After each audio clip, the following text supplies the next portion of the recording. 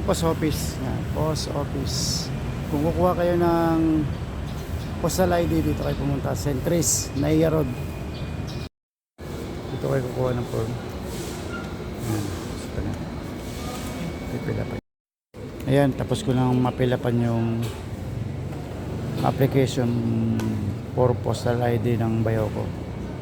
Ipapasa ko naman siya ngayon dito sa may verifier number 1. Nandito tayo sa step 1. Yan, step 1.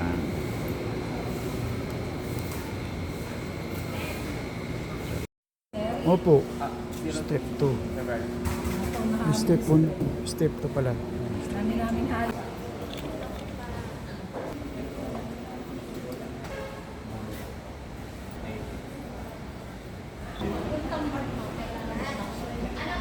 Pipicture na siya.